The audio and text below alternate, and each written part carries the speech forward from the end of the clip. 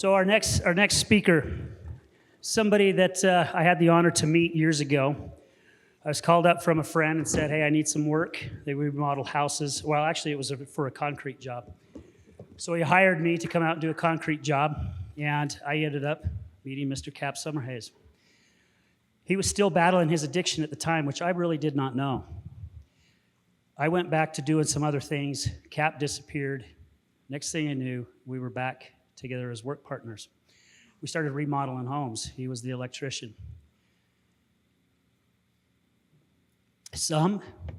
Most of the conversations this man and I had during work were pretty intense.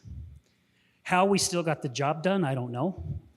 But we got into some really deep conversations about the universe, energy, love, figuring ourselves out by looking in the mirror, that there's a lesson behind everything.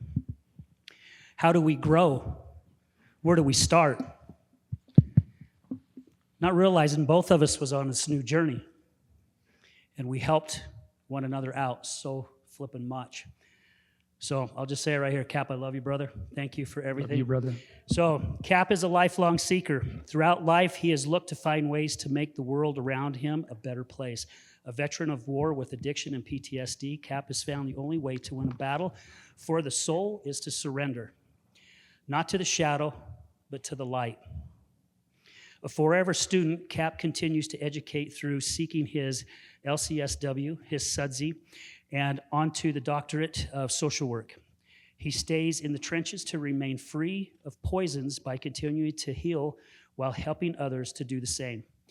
Public speaker, healer, student, and spiritual Palawan, my friend, Cap Summerhays.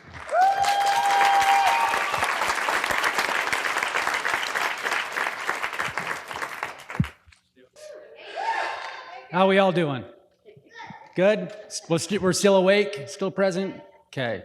Let's. I want to give special thanks to the team, especially Al, for he's been the backbone of this and everything that he's been through this year. He has been a true example of perseverance and hope, and I just want to say thank you, Al, so much. I have to say that I'm truly grateful that Al and Mallory connected, and this is a result. Al stole a little bit of what I was going to talk about. I was going to give some history about the way we met, and it was true. I was doing a lot of getting straight inside the back of a van while he was dealing with some work relations, and he didn't know at the time. I kind of hid it well, and that's something that I've mastered throughout my life, is hiding that stuff well. My name's Cap Summerhays. Cap is not my given name. My given name is Ian Allen. I woke up or became coherent about 4.5 years ago at Renaissance Ranch, and everybody was calling me Cap. And I asked them why, and they said I gave them options. So apparently I gave myself the name not knowing, but yeah, the name stuck anyways. There are many different labels that I carry around, I suppose. The one that matters the most to me is that last one, which is recovered. It took me most of my adult life for me to get to a point where I live free from alcohol and drugs. And that has been my lifelong battle.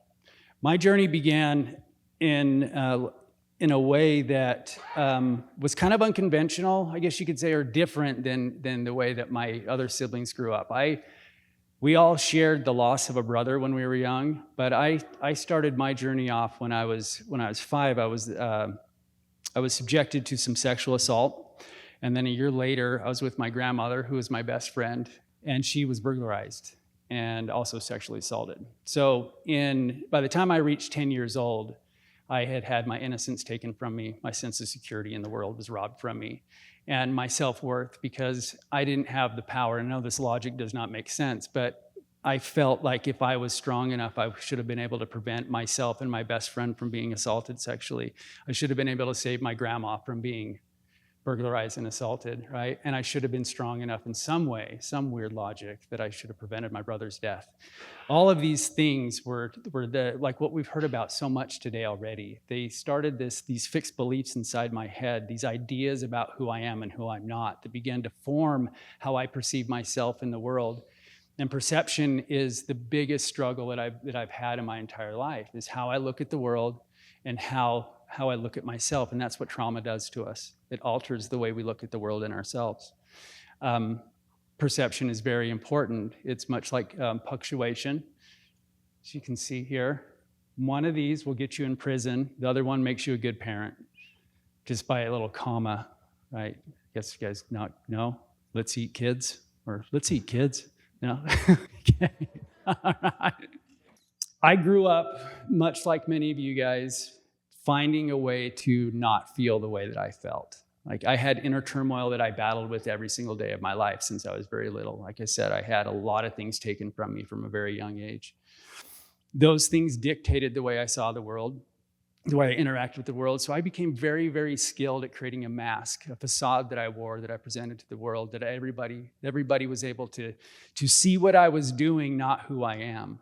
And as long as I could deflect like that, I was okay, and I didn't have to face exactly what it was that I wasn't willing to face, nor did I know how to. I mean, let's face it, we aren't necessarily given an owner's manual when we're born, nor were our parents didn't get one either. It's not like the doctor's like, here's your baby, hold on one sec, get a book off the shelf and hand it over. We don't get that type of stuff. Society's not very good at teaching it either. If we want to have any real change in the world, it's got to be up to us to do it. And that's why we're here today, because we want to see some change in the world that's really effective. And there's many different ways, as we've seen today, to do that. There's been some beautiful speakers who's presented some awesome ways to find that type of change. The one thing that I never understood, or it took me a long time, most of my adult life to understand, is the things that I went through as a child, and this goes back to perception, is they caged me for so long, and they don't have to be cages. And like we've already heard about today, those things that I experienced, that I went through as a child, made me uniquely qualified to help other people. I just didn't know it yet. On any given day, every single one of us, every person in this room, every person in society is just doing their best to feel okay. Like, that's what we're trying to do. We just want to feel okay. Want to feel good in our skin, good in our environment. And most of the time, especially as children, when we are freaking out or having a hard time, we're just having a very naturally acceptable biological response to our environment. And what's common nowadays is to take a child, tell that child that it's the children's problem, and maybe put them on some medication or find some other thing, tell them it's not society's problem, it's not the system's problem, but it's the kid's problem. And while there's a little bit of mixed into everybody has a part in this, because I know I'm only responsible for my stuff, but most of the things that I experienced as a child, what I went through, I was very, very much having a natural response to what happened to me. And the way that I dealt with it, I wasn't given any tools when I was young, right? Not many of us are.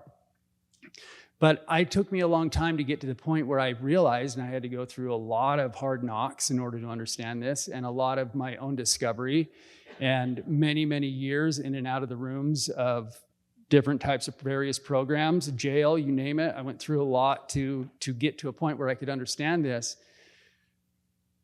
But the problem that I had was I was always attempting to alter something on the outside of me.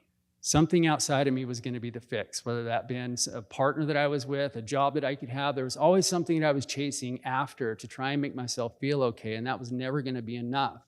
Even though our environments influence in a great way, it's never going to be up to us to change our environments no matter where we go. So that means that we have to start within.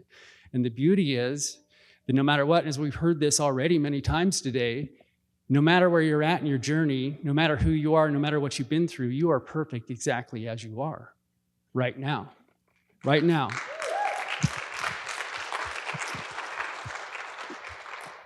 Our stories matter, right? The things that we've been through are very important to us, but they're not what defines us, right? They're the things that can hone us, or they can destroy us. They can cage us, or they can free us. I've realized that today that everything that I've been through, both in my childhood and my adult life, has actually been something that I believe my soul chose in order for me to aspire to a position where I can not only heal myself, but help others do the same.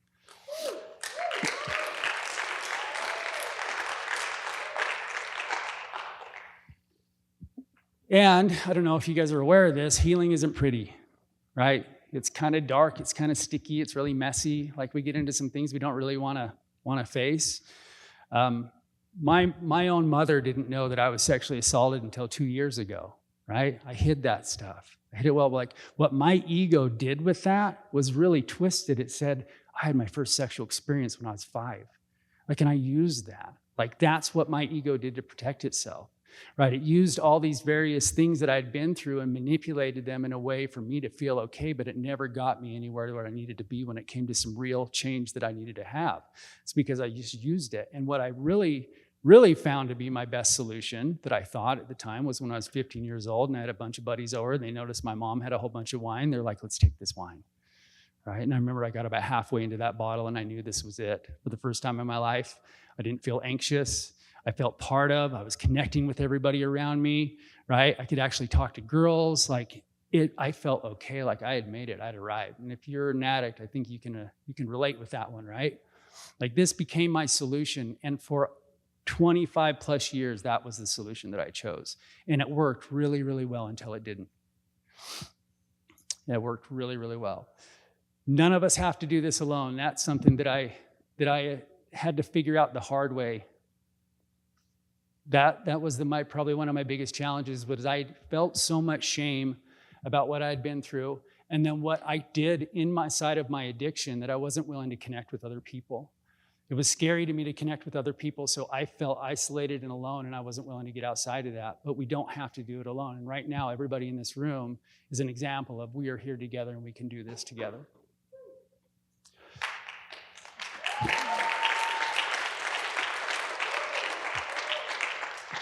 It took me a long time to realize that standing in light is a consequence of walking through my darkness.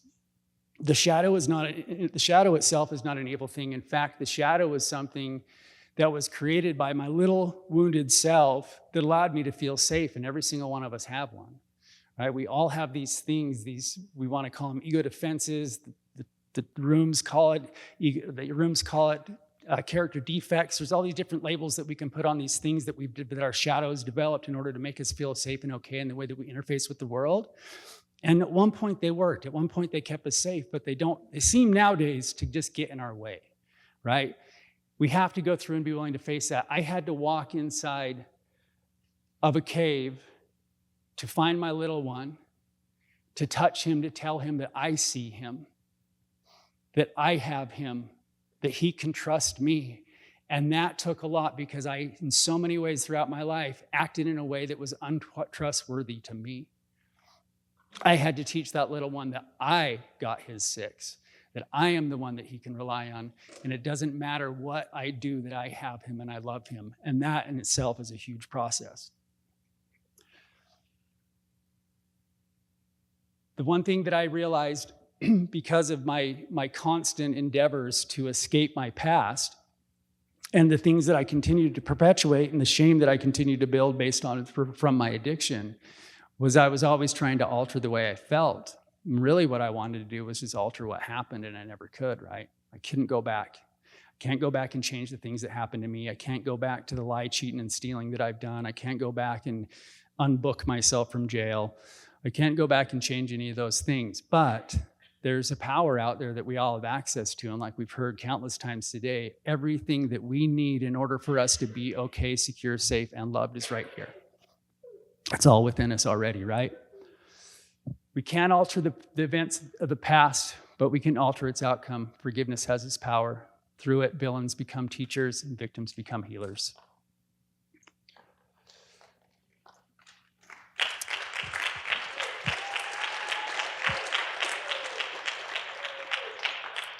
It took me a long time to forgive those men that did that to my grandma and did that to me, and to the neighbor who did that to me, and to God that took my brother, and then all the things that continued to be perpetuated throughout my adult life, because it seems the universe has the power to repeat events in our lives that seem to be so similar again and again and again. It's like all this, like, why am I dating the same person with a different name and a different face, right?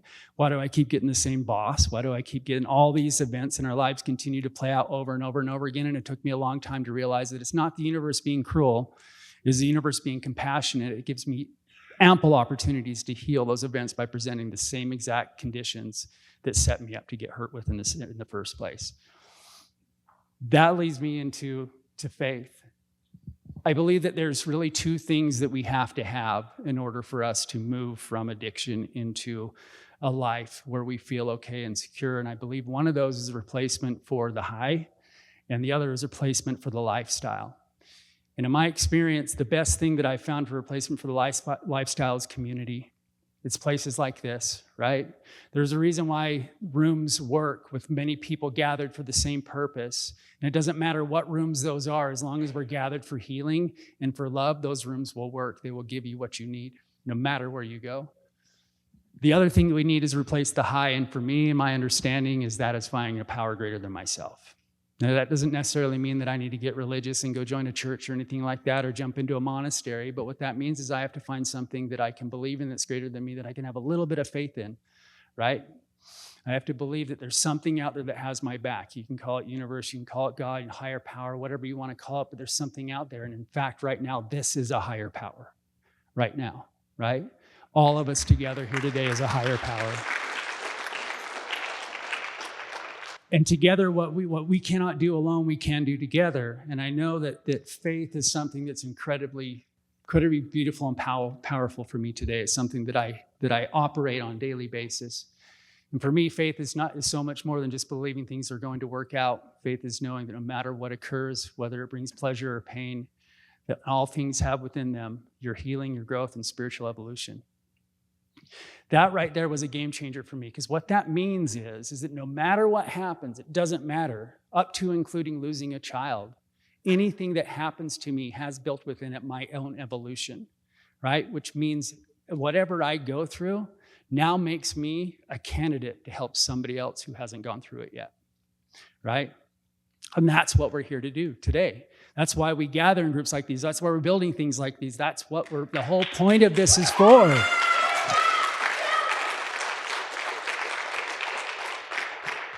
Because it is true, what we cannot do alone, we can do together, and together we can do amazing things. And right now we are changing stigma. We are creating a safe place for people to gather. We are all going to leave here today and take with us something out into the world that we can give to somebody else, and we can also give a hand to somebody else and say, come join us. We're here. We love you. Come with us. Thank you, guys.